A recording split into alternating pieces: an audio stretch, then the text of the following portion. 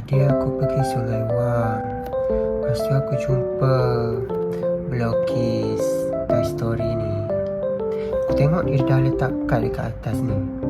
So kiranya akan dapat yang alien ni lah.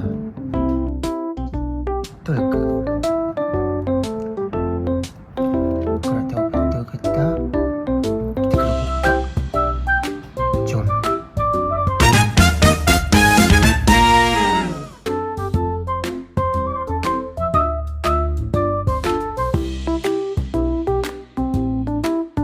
Betul ke geng kita akan dapat yang alien ni?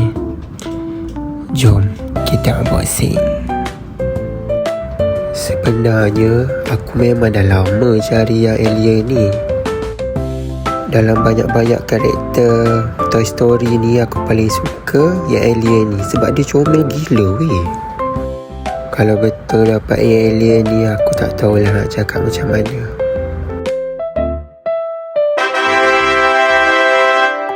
Weh, betul lah guys, kita dapat yang alien ni. Jom kita merakit dia.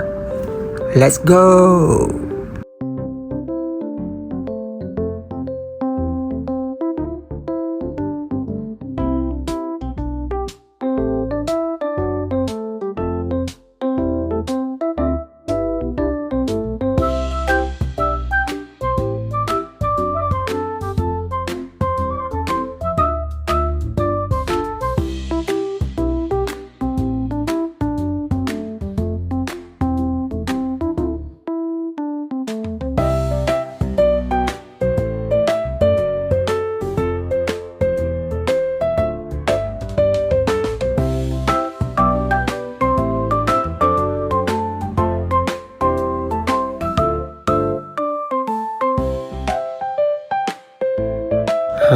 Ni lah guys, hasil akhirnya.